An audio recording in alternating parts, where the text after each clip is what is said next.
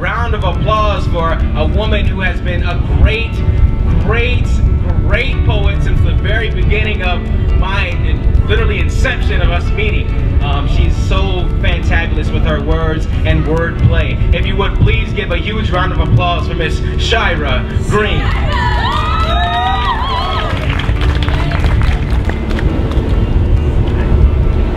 So the next one I'm going to do is entitled 27, and it's basically about teen pregnancy, but it's a little bit of a flip and based on true stories. So I turned 27 today, and my 27-year-old childhood playmate became a grandmother. And I see you all wondering, counting on your fingers, trying to figure out the numbers. See, she was 13 with a baby, not realizing she was a baby. Grown men approaching her like a lady of 18. She changed diapers and did fractions. She fixed bottles and did subtractions. Endured judgmental looks and societal questions like, what happened? But no one was asking the grown men who knew then where babies came from, who knew that she was one of those babies, but she beat the odds and made it.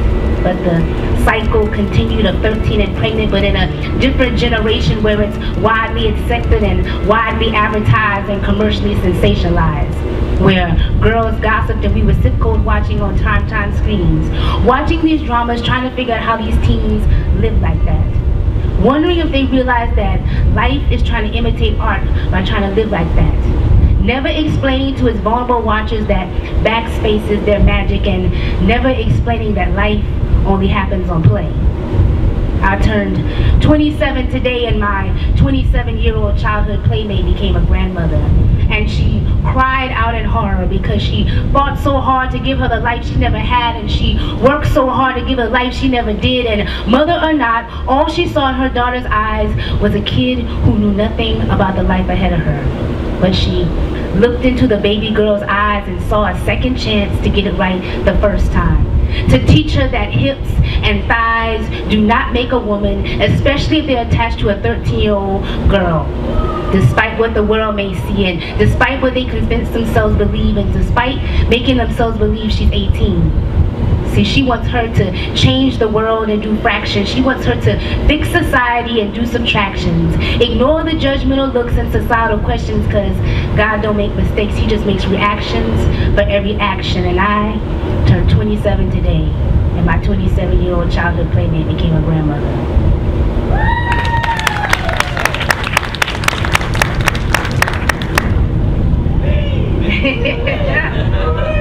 Alright, so the last one I'm going to do for this set is called Death of the Gentleman. And I wrote it the year after Neo's album, The Year of the Gentleman, because I personally thought gentlemen had died and gone, and there was no chivalry, and it was dead. So here you go.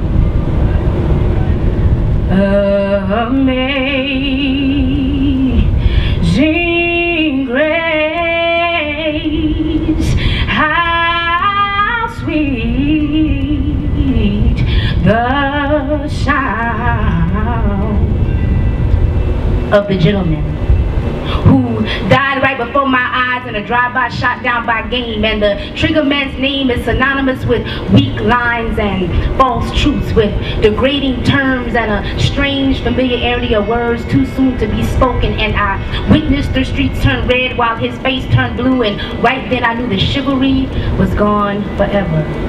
So I stand over this open grave and I shed my tears, because I peered down 6 feet and saw the future, where catcalls made women smile and base-filled commands equate to strength, where game no longer hints his intent but rather states his intentions, where he mentions bedroom activities like it's, what's your favorite color? Where your name is irrelevant unless he plans to program it into his phone for late-night home visitations. See, they should have played taps at his funeral, because he fought hard for manhood and he lost his life in the battle, and now the fight doesn't even matter. And his enemies enlisted misfits who felt that respecting women was a full-time position, and that subliminal submission was easier to control and easier to manipulate and easier to mistreat. So rather than keep them on their feet, they could keep them on their backs with game, and they will remain this way literally and figuratively. So I rocked this black like no other color existed, and I was so young when gentlemen died that I missed the face, but I do believe in ghosts. And I know his spirit still walks amongst us wearing respect and monogamy and trust, you know, the off-brands. See, game rocks the latest, and that's the type of things we let face us, the personality and charm and the blinged out arms and necks and the checks. And don't shake your heads, because see, we are the accomplices to murder. And the reason why Gentleman is dead, because we accept the flaws and we lower our standards and we love in desperation. They can smell it in the air, and we don't require a man, we just settle for what's there in front of us. But now that he's gone, we want him back, because we missed the sweet sound of the Gentleman. All right. That was just like, I don't know what to do. Like, I'm kind of stuck. But the first youth poet coming up to the stage, she's very, very awesome. She's won a couple of Scholastic Awards, and I'm gonna just let her do her thing as far as her poetry. Can I please get a big warm welcome from Miss Cory Stegler? It's 5 o'clock in the morning. Conversation got boring. The Cory Zone. You said you'd go into bed soon, so I snuck off to your bedroom, and I thought I'd just wait there until I heard you come up the stairs. And I pretended. Hi, Lois introduced me as Cory. That's my name. I'm the first youth poet today, and I'm really nervous about following Shira, so hopefully I'll be okay. The first poem I'm reading or performing today is for my best friend. She's right there. It's called "I Told You I Wouldn't Ruin Your Name by Putting It in a Poem." I told you I wouldn't ruin your name by putting it in a poem. M.E. Letters she found in the meat section of abandoned Piggly Wiggly, now tacked to her bedroom wall. Round 2 of alphabet thieving yielded 2 new letters, an I and an S, just because, and a sprained ankle. She bikes home lopsided, leaning to the right to strength as rain pounds, seeps her purple tights and knots her permanent marker hair in magenta clumps. Home, she displays her prizes opposite the bedspread curtain window reflecting red at sunrise. I-S-M-E, she is Mary Elizabeth, is me. Only 1 boyfriend wiser, 2 years younger, 24 scars scarier.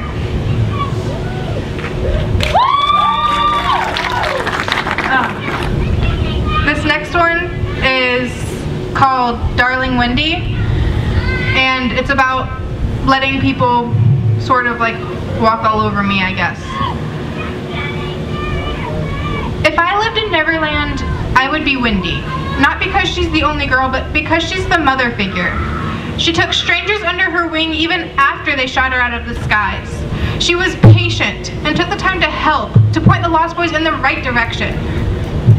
She took their hand and led them to where they needed to be, but then she left. She flew back to London where her responsibilities as a daughter kept her tied. Her motherly duties were finished and it was her turn to be mothered. Perhaps she needed advice, or maybe just someone to listen instead of always being the listener. But I wouldn't be able to do that. I can't just run away from my responsibilities. I can't just forget who I am and why I am the person I live as. Sure, I do let people walk all over me. Their problems are always heard while mine stay silent. I want to shout, I'm a good kid. I don't know how to advise you with your drugs, possible fatherhood, possible pregnancy, suicidal thoughts. I can tell you don't do anything stupid, but I know it won't help. You will do whatever you want, so why do I even bother? But I just bite my tongue. Is that iron I taste? And say comforting words because I understand if you trust me, you love me. Thank you. She is such an awesome talent. I love her. Actually, I love all my kids, but I can't show favoritism, right? My bad. I love you too, Dennis. Once again, DJ G Money on the 1s and 2s. This is the Speak Freely Foundation Slam Poetry Team. Next poet coming up to the stage without further ado. Oh wait, first, how you guys enjoying yourselves? Oh wait. Okay. Without further ado, Miss Studious Jakes.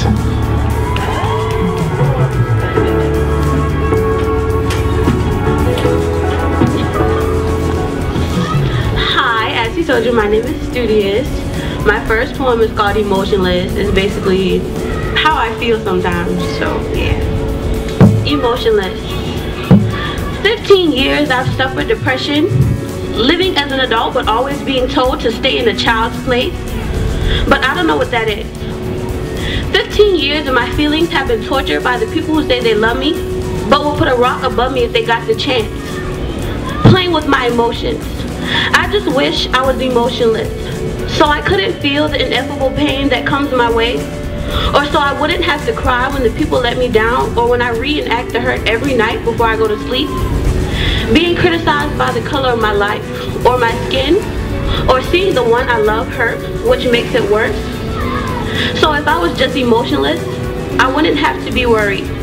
But it doesn't mean I didn't care. I was just emotionless.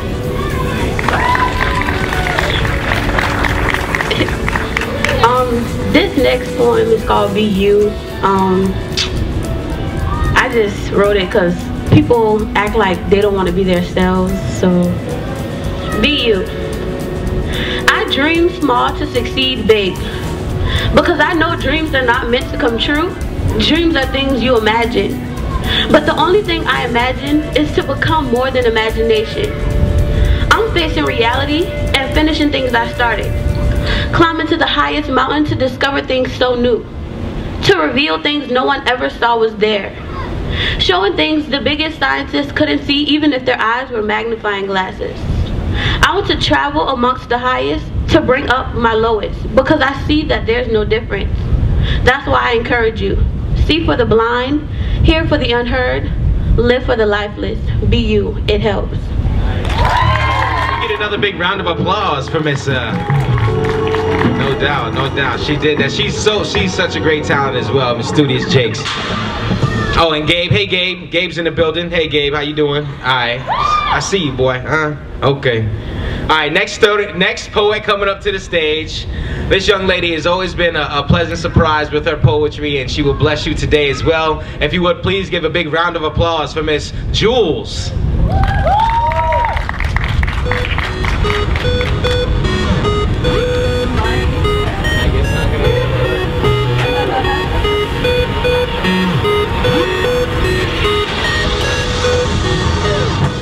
Hey you guys, this is fun. Okay, sorry. First poem is about struggling within yourself about your own emotions. It's called Don't Love Me, Don't Hate Me. Don't love me, don't hate me, don't fight me, don't date me. I thought you should know, let my invisibility show. Leave me with my books, I'll let you keep your looks. Don't love me, don't hate me, don't fight me, don't date me. Don't kiss me, don't bug me, don't hit me, don't hug me. If you say hi, I will yell bye. Don't love me, don't hate me, don't fight me, don't date me. I am me as you are you, so don't make me say I do. I can live and I can die without the sunny sky. Don't love me, don't hate me, don't fight me, don't date me. I'm going to die. You won't even cry. So leave me be. Don't talk to me. Don't love me, don't hate me, don't fight me, don't date me.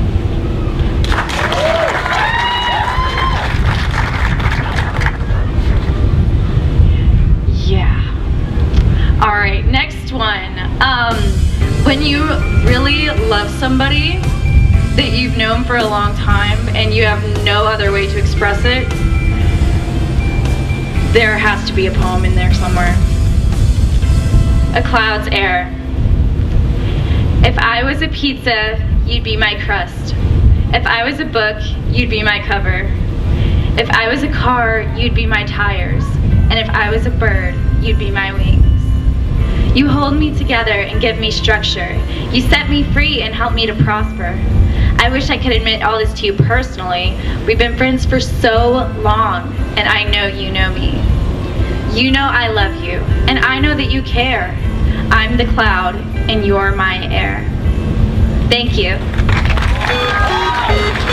Next poet coming up to the stage, you guys. Once upon a time, she was very, very meek and very, very still and silent and soft with her spoken word. But since then, a couple of years later, she's definitely came out of her shell, and it is a definite great surprise. If everybody would please put their hands together for Miss Michaela Fuller.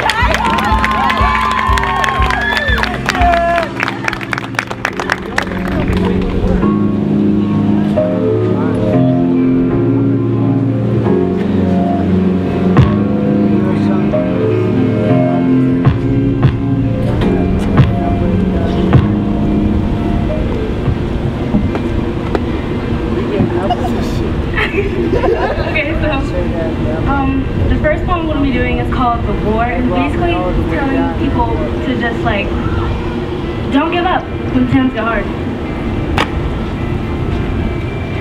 Life's like that, where beauty will forever be blind. Life's like this, where liars roam and many people will never speak truth. And yet we're all still here. We're here but others aren't, because the world was not a fight that they could stand up to. Too heavy and too deep. The scars can have a simple band-aid. So just chill though. What I always tell my friends when they get overheated, hot-headed, burning up, it's too much. But it shouldn't be that hard. But that's where everything is wrong. Everything is that hard. So acknowledge it and get geared up for battle. Raise your weapons. Where's your protective gear, you ask? Man up and take it like a soldier. We're brave. But don't stick your nose up, I know that too well. If you're not ready, then say it. Let go of that breath that's puffing up your chest and lay it all out. But don't be the girl laying on your back. Get up, soldier. You're better than that, the liars in this world. And who knows? You may be a liar yourself, a spy. As much as you deny it, just accept it. This war will be won when you lose the battle that caused it all.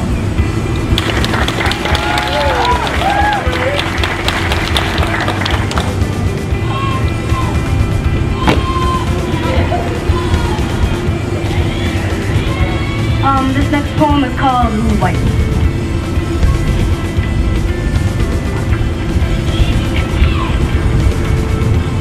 I once heard a poet say, an undecided mind is at war with itself. So I decided to scrutinize my inner workings, picking out the pieces that are fighting with each other so I can see if I can create a peace treaty to end my inner battles. Next thing I know, a warrior broke through and knocked on my heart. I opened the door and I didn't know what to do, so I figured if I simply still put my arms out and closed my eyes, that it would go away. But I couldn't shut up. I kept screaming on the inside of me until it bursted like a big pesky pimple all over him, and his anger bubbled and fumed until it engulfed my whole heart. Someone please call 911. Tell them I just been shot down, and the bullets in my heart. I sang my song of help over and over, wondering if anyone would hear me. I didn't think anyone would take me to the hospital for heartburn, so I may have stretched the truth a little bit. But that's when the invisible broken light bulb over my head actually flickered. That was it. When people always ask me if I said that, all I can do is shrug my shoulders and say, I may have. And by now, when I go to that hospital, they say she has a bad case of lying. Then they'll show my mom the clipboard for the total payment. And when I get home, I know I'll have to pay. Then I'll let the tears run down my face again because I try so hard to be good. If doing right for me means to end my inner war of lies, now bite my tongue. Teeth on it until it falls off because of how many times I've bitten my tongue. Then that warm iron taste envelops my mouth. And it makes me realize that, hey, I am human. But not some super being like Superman. Just because I put a cape on, it doesn't mean it doesn't give me superpowers. But just because I give you an answer, it doesn't always mean I'm truthful. I don't want to hurt you, but you see, I don't want to hurt me either. I haven't seen it all, but I do know pain is everywhere. I'm in pain, and pain is even in me. This confusing stalemate is never over. It's a cycle whether I say truth or lies. But when I always telling you the truth, when I say I don't want to hurt you, sometimes I'm thinking of protecting you when I say that little white lie.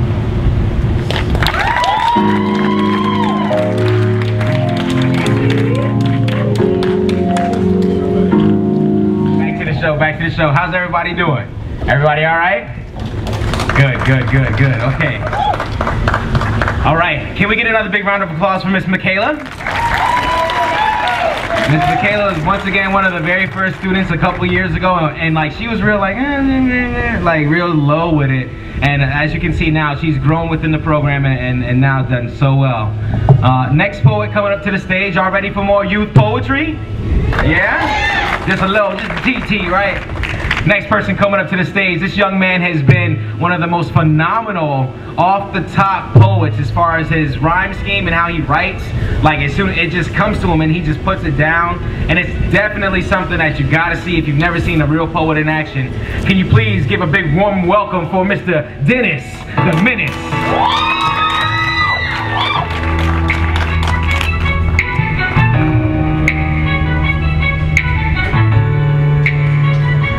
How y'all doing out there today?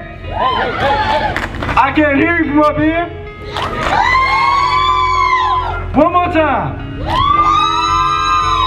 Yeah, that's what I like to hear now. Alright. Well, if you didn't see my shirt from behind, my name is obviously Dennis the Menace. But I'm not here to cause no trouble. I'm just here to spit some poetry. Alright? Alright? There we go. Alright, this first poem is a riddle. And if you guys can figure out the answer, I will be really impressed. Because I don't know the answer. What has 7 letters? Is greater than God, more evil than the devil himself. If you eat it, you die. Poor people have it, rich people need it. Now I'll give you a minute to solve this riddle. Close your eyes. Exit your visual. You see blackness beckon your heart. In the next few seconds, a colorless art. But that's absorbed light. And that's a complete lack in all your sight. That shows you everything. Is that why, when you open them, you see the exact opposite? Especially when you look at me. When you open your eyes, you'll always see nothing.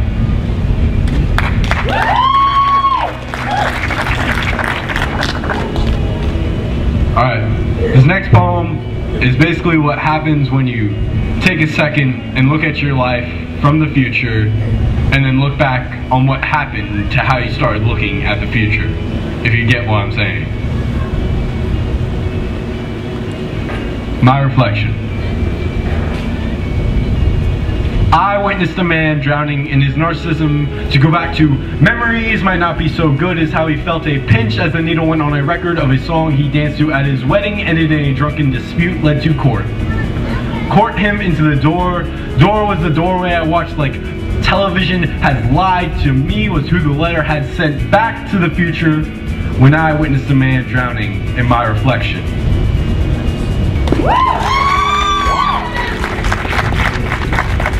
And my final poem before we bring Carlos back up here to yell at y'all for some reason, it's called Drinking Loneliness, and it's based off Piano Man by Billy Joel. Yeah, Billy Joel, not Bon Jovi, Billy Joel. Yeah. I share a drink called loneliness. As the sea sips from the bank and we fall into drunkenness, it rips a new current of flow and then dips into a very low tidal event. As usual, all this meant, I don't know. I don't walk with the world's dictionary, so the interpretation is open. I just keep knowing life is a poem and only the author knows what it means. So where's this dictionary? I need to dictate the reason why it seems I have no words to say. Still a thought comes. Why not? A rhythmic pulse drums of reasonable thought. So what is not. But till then, the sea and me share a drink for the lonely.